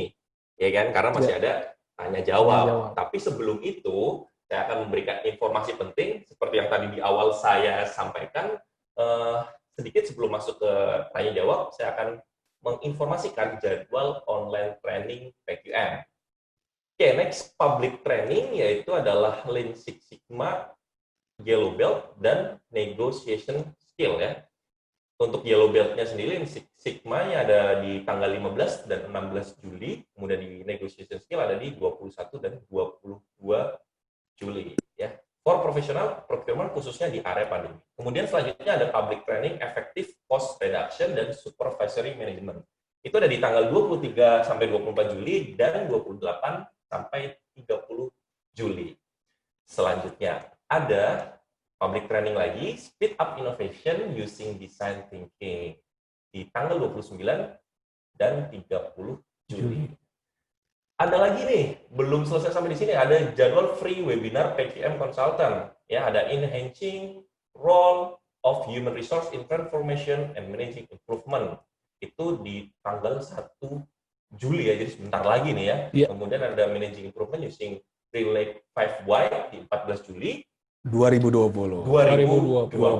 Untuk info dan registrasi online training dan webinar, teman-teman bisa langsung kunjungi website events.pqm.co.id atau bisa langsung menghubungi kontak yang sudah tertera di layar teman-teman sekalian. So, make sure rekan-rekan selalu terhubung dengan kami untuk mendapatkan info terupdate dari program-program kami, baik webinar maupun online training selanjutnya. Nah, mungkin setelah ini kita masuk ke tanya jawab nih. Soalnya oke. banyak banget nih Mas Vincent yang Boleh. mungkin terinspirasi dan ternyata ada kondisi-kondisi yang relate, tapi belum terjawab di materi kita. Mungkin Iya. akan dijawab langsung berdasarkan pengalaman Mas Vincent dan Mas Septa yang sudah puluhan tahun ya sepertinya ya. Masih Oke. belasan. Masih belasan ya. Oke, kita coba lihat pertanyaannya ya. Tadi ada pertanyaan yang belum terjawab, itu dari Pak Fahmi, seberapa rutin membersihkan area di sudut-sudut sempit? Tadi sudah saya sebutkan, cuma mungkin kita terlewat ya. Ada tips atau trik, mungkin sudut sempit ini menjadi sesuatu yang kadang kita malas untuk menjangkau kan, karena Iya. tertutup benda besar dan sebagainya. Itu seperti apa, Mas Vincent atau Mas? Mungkin saya boleh share dari saya dulu ya. Oh, boleh, Oke, silakan. jadi Pak Fahmi ya. Pak Fahmi. Pak Fahmi, halo Pak Fahmi, selamat malam. Dan semangat pagi juga harapannya. Ya, jadi terkait dengan pembersihan di sudut-sudut sempit. Ini menarik sih, memang ini tergantung sih konteksnya apakah di tempat kerja maupun di rumah ya. Tapi yang paling penting adalah ketika membersihkan dari kotoran atau debu, sebenarnya memang ada sedikit sih memang yang bisa kita bagikan. Khususnya ketika kita melihat perabotan di rumah atau barang-barang di rumah, kita mungkin bisa menjadi acuannya adalah untuk barang-barang yang gelap. Barang-barang yang berwarna gelap. Biasanya untuk kita, kapan sih, seberapa sering kita membersihkan itu, kita acuannya adalah ke barang-barang yang memang berwarna gelap. Kita lihat, kalau memang sudah mulai terlihat berdebu di area, ya di area yang berwarna gelap, ini tentunya memang mungkin sudah waktunya kita untuk melakukan pembersihan. Biasanya acuan gitu. Dan memang kita juga perlu tahu biasanya terjadi mulai banyaknya debu itu setelah berapa hari setelah kita proses pembersihan. Betul lah. Ini penting banget. Atau mungkin ketika memang kita nggak punya benda-benda yang berwarna gelap, kita mungkin bisa cek misalnya menggunakan jari, misalnya sederhana, atau kain lap basah, dan sebagainya sih. Untuk seberapa sering memang tergantung dari tempat, barang dan jumlah letaknya barang, juga, kemudian tempat lokasinya, demografinya seperti apa, kemudian bagaimana lingkungan sekitarnya, kemudian bagaimana dari ventilasi dari atau aliran udara di dalam rumah juga, karena memang semakin banyak aliran udara otomatis debu dan kotoran pun juga akan semakin banyak. Dan semakin cepat membuat barang-barang tersebut kotor gitu ya. Pasti. Tapi memang tadi triknya ya menggunakan benda yang berwarna gelap itu jadi bisa acuan sih, supaya akhirnya mungkin ini udah saatnya kita mulai proses pembersihan. Cek pakai jari. Bisa pakai jari juga, seperti itu. Semoga menjawab Pak Fahmi ya. Langsung lanjut ke pertanyaan selanjutnya, ada Pak Aek Supriyatna. Kadang saya suka merasa sayang buang barang. Padahal jarang dipakai, tapi beli terus, jadinya numpuk. Gimana caranya mengurangi perasaan sayang barang biar tidak numpuk terus? Ini mengurangi perasaan tadi yang sentimental ya, Mas Septa ya. Boleh di-share sedikit? Oke, ada dua sudut pandang. Yang pertama dari segi praktek, misalnya yang sering menyimpan barang, termasuk ini kisah nyata. Ayah saya juga, dia orang yang selalu menyimpan barangnya, sehingga di rumahnya tuh barang menumpuk sekali. Nah, ada yang bilang hoarder lah, bagaimana dia nyimpan barang yang sudah nggak dipakai pada dasarnya, beli-beli lagi ya, dengan alasan, saya sayang nih, dulu dapetnya susah, atau ada statement yang sering, nanti kepake, simpan dulu saja. Itu yang paling sering sih. Yang paling sering ya, ini kisah nyata, sampai saya gregetan juga. Akhirnya yang pertama pendekatannya adalah kasih tahu ke kebutuhan ayah saya bagaimana pentingnya dari sisi kesehatan. Itu dari sisi kesehatan, misalnya dari banyaknya debu, banyaknya posisi kecoa mungkin, dan lain-lainnya yang mengancam kesehatan dia. Jadi pendekatannya agak berbeda, apalagi ya orang tua ya, yang ayah saya udah 70-an tahun lebih. Dan yang kedua adalah saya dari unsur, biasanya pendekatan berbeda, charity gitu. Jadi ini butuh nih buat saya atau buat tetangga saya, nanti mau dibenarin boleh nggak, seperti itu. Jadi itu memicu beliau untuk memberikannya kepada kita dari segi praktek. Nah, dari segi teorinya Marie Kondo pernah bilang pada dasarnya diingat-ingat kembali ketika Pak Aep membeli barang tersebut.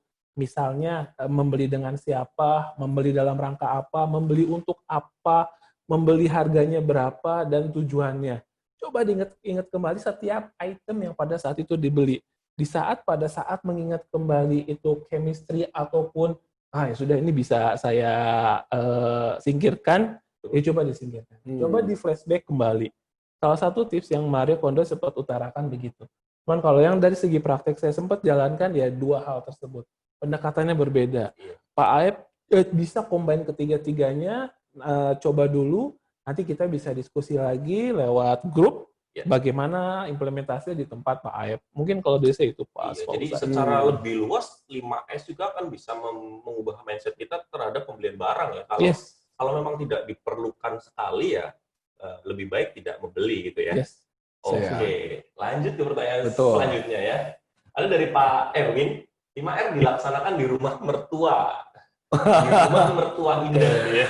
Sambil WFH dengan anak-anak kecil sepasang yang perlu perhatian nih. Banyak distraction ya berarti ya. Oke. Bagaimana cara praktis tapi mertua tidak tersinggung? Anak-anak terurus tapi kerja lancar. Wah, ini banyak banget challenging-nya nih. Dan ini sekali lagi ya, kalau Sekali bicara lagi, Mas. mengenai mertua ini akan lebih, iya, akan lebih memang ke Mas Septa gitu. Daripada Mas Vincent bingung ditanya mertua ya, mendingan Mas Septa aja yang sudah berpengalaman. Silakan Mas Baik. Septa. Sebenarnya yang tips pertama tadi sudah dijabarkan bagaimana si orang tersebut termasuk mertua kita itu merasakan benefit dari 5R-nya step by step. Ya pop-up quiz yang tadi saya bilang, gunting kuku misalnya, mencari dalam waktu singkat. Yang kedua saya kasih pendekatan ke dia tuh kasih kayak reward dan juga agent. Jadi ada periode tertentu, kebetulan saya pernah tinggal juga sama mertua saya, ada istri saya, mertua saya, mbak saya, jadi total ada 5 orang. Kita bikin kayak tanda kutip kompetisi gitu. Jadi ada dalam minggu tertentu, minggu ini yang jadi agentnya siapa gitu. Jadi itu pun nanti dikasih reward juga. Mereka dikasih area-area tertentu, kamarnya, kamar kita nanti ada entah agentnya ataupun dari tim sebelah yang melihat ataupun menilai. Jadi ada audit Karena, seperti audit kecil-kecilan gitu ya? Betul. Mas Septa ya? Jadi itu kayak encourage lingkungan di area keluarga bagaimana dia menerapkannya. Karena saya pernah head to head debat sama mertua, ya alhamdulillah pindah rumah gitu kan. Kitanya pindah rumah. Iya. Jadi saya dua pendekatan yang saya rasa sederhana, pelan-pelan, tapi cukup sekarang beliau-beliau ini merasakan. Yang pertama, bagaimana caranya mereka mertua, istri, segala macam merasakan benefitnya. Yang kedua, saya bikin kayak yaitu kompetisi area per area di kamarnya, dikasih reward, ntar dikompetisikan. Rewardnya sederhana, makan bareng atau kasih surprise mini, dan juga dikasih agent gitu. Jadi kayak ada self motivation juga di area keluarga. Menarik sekali sih, karena biasanya sistem seperti itu diberlakukan di manufaktur ya, atau di perusahaan yang organisasi yang besar gitu ya. Tapi tadi mungkin menambahkan juga dari Mas Septa, memang terkait dengan, ya kebetulan saya memang memiliki orang tua di rumah ya. Bagaimana caranya juga memberikan awareness juga terhadap orang yang ada di rumah, ya kan? Mungkin bukan mertua kalau di saya. Nah, di sini memang terkait misalnya ketika membutuhkan adanya barang misalnya. Ketika orang tua mencari barang, tapi karena memang penempatan barangnya pun juga memang tidak teratur selama ini. Ya, ketika memang pada saat orang tua atau anggota keluarga ini mencari barang, ya kita lihat berapa lama kira-kira mereka mencari barang. Ketika memang mereka merasa mulai sulit, mulai lelah ketika harus mencari barang dan lama, dan akhirnya memang di saat itulah kita mungkin bisa coba mengingatkan bahwa mungkin loh di sini penerapan 5R-nya yang masih belum tereksekusi gitu. Belum tereksekusi dan akhirnya di situ ya ibaratnya istilahnya when you see it say it. Iya, ketika kita melihat ketika anggota keluarga ada yang mungkin kesusahan mencari barang dan segala macam, ya bisa jadi karena memang itu implementasi 5R. Jadi sehingga dengan cara seperti itu akhirnya bisa meningkatkan awareness. Betul. Menjawab juga nih ya pertanyaan dari Pak Aris Suprayogi ya, karena beliau bertanya, terkadang orang yang berada di dalam rumah kurang aware. Mungkin seperti tadi tips atau trik dari Mas Septa bisa dilakukan seperti kompetisi ya, kecil-kecilan. Tentunya kita awali dengan contoh dulu ya, bahwa kita melakukan 5R atau 5S di rumah dari diri sendiri gitu ya, sehingga yang lain juga termotivasi gitu. Ada banyak cara untuk bisa menjalankan implementasi agar lebih fun seperti itu mungkin ya, lebih tepatnya ya. Lebih fun. Karena kan ini di rumah ya, jadi anggota-anggota keluarga bisa, ternyata asik juga gitu loh. Iya, dan karena efeknya juga positif. Iya, karena memang di rumah saya pernah sih beberapa kali ketika khususnya ini ngomongin kunci mobil nih. Nah, tadi di-mention juga nih. Ya kan, kunci mobil. Iya, betul. Ya, pada saat kita nempatinnya sembarangan, tiba-tiba pada saat butuh untuk pergi, ternyata dicari kuncinya nggak ketemu. Wah, setengah mati. Atau contoh yang paling sering remote TV. Nah, Iya, betul. biasanya nih kita remote TV, kalau misalnya kita nggak butuh, kalau misalnya kita lagi cari, susah tuh ketemunya tuh. Remote TV-nya ada di mana? Ya kan kadang-kadang nyelip di meja TV, atau kadang-kadang menyelip di antara sofa, misalnya ketutup bantal. Tapi pada saat lagi beres-beres, bersih-bersih, lagi nggak butuh nonton TV, ketemu tuh remote TV. Iya, betul. Nongol sendiri dia. Iya, nah pada saat kondisinya seperti itu ya kan, pada saat memang di rumah ada yang nyari TV nyari remote TV setengah mati, pada saat udah ketemu, nah ada bukti konkretnya mungkin bisa kita kasih contoh bahwa ini loh penerapan 5R butuh sepenting itu juga supaya kita juga mood nggak terganggu. Betul ya kan, sekali. lebih produktif juga dan Mungkin sebagainya. relate dengan tadi kondisi stres meningkat itu karena moodnya memang karena Bisa jadi. terganggu karena hal seperti Betul. itu gitu ya. Betul, bisa Oke, jadi. semoga menjawab. Kemudian selanjutnya ada Pak Prayitno, ada sedikit pertanyaan teknis ya. Jadi sudah memberi identitas, kemudian sudah ditaruh di tempatnya, ya. Ataukah masih ada tips yang bisa membuat implementasi susun? Jadi beliau sudah menempatkan barang, kemudian tempatnya disusun, diberikan label, nah supaya mungkin tidak terlalu memakan space horizontal gitu ya. Tapi ada tips lain nggak untuk bisa menyusun dan melabeli barang itu? Oke, Dari mungkin- pengalaman Mas. Ya, Vincent, mungkin saya mulai dulu ya. Nanti Mas kalau ada yang Septa, ditambahkan silakan. mungkin boleh, Mas Septa. Thank you. Halo, selamat malam, Mas. Pak Prayitno. Pak Pray ya. Pak Prayitno. Pak Pray.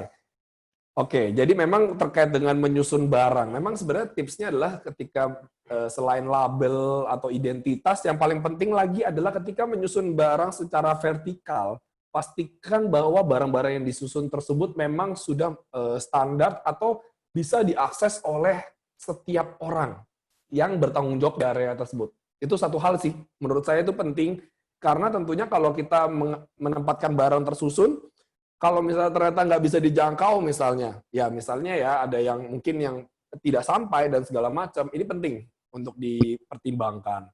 Kemudian yang kedua adalah menyusun barang ke atas adalah sebisa mungkin, semakin tinggi barangnya, semakin sulit dijangkau, benda-benda yang ditempatkan itu juga harusnya yang Jarang dipergunakan juga ya. yang lebih jarang dipergunakan secara betul. frekuensi, ataupun juga barang-barang yang jangan yang terlalu ukurannya kecil sehingga akhirnya sulit untuk untuk dilihat atau dimonitor. Iya, Akhirnya barang-barang yang memang tumpuk itu bisa jadi barang-barang yang memang besar yang gampang diambil. Iya. Nah, ini juga contohnya tadi seperti yang ada di kamar Mas Theo. Bagaimana barang-barang yang ada di lantai atas ini adalah barang-barang yang ukurannya boxnya besar-besar. Jadi mereka bisa dia bisa langsung akses, tahu barang apa dan bisa langsung ambil tanpa harus mengganggu barang lainnya. Oke, Itu sih. Ada pertanyaan lagi nih dari Pak Fahmi. Pak Fahmi ini cukup. Oh, Pak Fahmi lagi. Wah, halo Pak Fahmi. Apakah merapikan folder di laptop termasuk Seton? Ya. Bagaimana tipsnya nih? Kan nggak cuma yang terlihat aja nih ternyata. Kan laptop kita kadang foldernya juga berantakan gitu. Pas cari file lama juga gitu ya. Oke. Termasuk Seton nggak? Iya, Termasuk ya? termasuk. Jadi Termasuk. Tipsnya? kalau laptop ataupun handphone di Marie Kondo sendiri juga menyebutkan setelah kita dari yang 5 item tadi, chapter selanjutnya dia membahas mengenai bagaimana kita implementasi di gadget entah laptop ataupun handphone. Nah, beberapa tips diantaranya adalah bagaimana dari segi penamaannya itu harus seragam dari sebuah nama file. Jadi ketika kita search itu dengan mudah dan ingat apa yang ingin kita cari. Yang kedua, usahakan ketika numpuk ke dalam foldernya itu jangan terlalu dalam. Kadang kita buka folder A, buka lagi, bikin folder baru B, buka lagi folder baru C, buka lagi folder baru D. Nah, semakin memang dalam foldernya semakin kesulitan mencari dan juga memakan kapasitas dari si laptopnya tersebut. Ya, tips yang lainnya. Terus tips yang ketiganya, misalnya saya ambil contoh lain di handphone. Coba dilihat lagi mengenai yang sederhananya image. Banyak image foto ataupun WhatsApp yang coba Pak Fahmi lihat lagi. Banyak pasti ratusan image yang entah pose yang sama. Satu pose tapi berkali-kali atau kiriman dari WhatsApp group yang kita sebetulnya nggak perlu.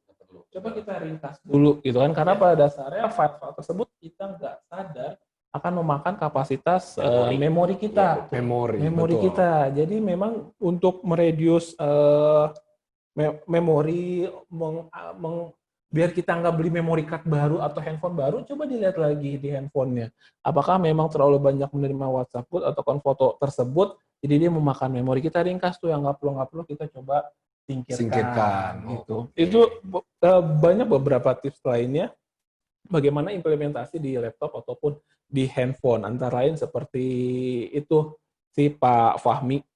Nanti menariknya memang cukup banyak nih chapternya dan tips-tipsnya untuk di laptop dan di handphone ini. Nanti juga kita bisa banyak diskusi di grup yang akan kita infokan setelah tanya jawab. Jadi stay tune, nanti akan kita informasikan grup untuk kita diskusi khusus mengenai 5R. Pertanyaan terakhir nih. Oke, terakhir ya.